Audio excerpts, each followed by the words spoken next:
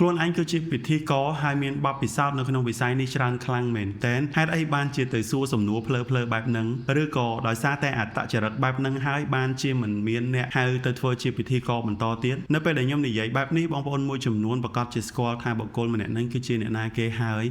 អ្វីដែលហួសចិត្តនោះគឺគាត់បានសួរសំណួរចាក់ដោតជាច្រើនទៅកាន់លោកពូទាំងដែលសំណួរហ្នឹងមិនមែនជាសំណួរដែលត្រូវសួរគាត់ហើយយកមកបង្ហាញជាសាធារណៈអញ្ចឹងទេមានបានកត់ចំណាំនៅសំណួរមុននឹងចេញទៅធ្វើបទសម្ភាសន៍គាត់នឹងដែរឬអត់ឬក៏គ្រាន់តែចង់ទៅថតគាត់ដើម្បីទាញប្រជាប្រិយភាពនិងដាក់ប្រម៉ូទ business របស់ខ្លួនឯងទេក្នុងនាមបងដែលធ្លាប់ធ្វើជាពិធីករប្រកាសជាដឹងហើយថាមុននឹងទៅសម្ភាសន៍នរណាម្នាក់គឺបងត្រូវតែមានត្រៀមជាសំណួរដើម្បីសួរទៅកាន់គាត់ហើយនឹងគិតវិភាគទៅលើសំណួរនឹងថាតើនៅពេលដែលយើងសួរសំណួរនឹងហើយចម្លើយដែលគាត់ឆ្លើយមកនឹងអាចប៉ះពាល់ទៅកាន់កេរ្តិ៍ឈ្មោះឬក៏ប៉ះពាល់ទៅដល់កិត្តិយសរបស់គាត់ដែរឬទេហើយបើសិនជាខ្ញុំមានឱកាសបានជួបលោកពូនោះសំណួរដែលខ្ញុំសួរទៅកាន់គាត់នោះខ្ញុំនឹងសួរថាតើលោកពូប្រកបរបរនេះចំនួនប្រហែលឆ្នាំហើយកត្តាអ្វីដែលធ្វើឲ្យលោកពូនឹងចាប់ផ្ដើមរាំសម្ដែងបែបនេះហើយមួយទៀតលោកពូមានបានចាប់អារម្មណ៍អត់ថាលោកពូចាប់ផ្ដើមមានប្រជាប្រិយភាពតាំងពីពេលណាហើយនៅពេលដែលលោកពូល្បីមានអ្នកគាំទ្រច្រើនហើយនឹងលោកពូមិនទាន់ល្បីតើភាពខុសគ្នាយ៉ាងណាដែរចំពោះអារម្មណ៍លោកពូនេះគឺជាសំណួរ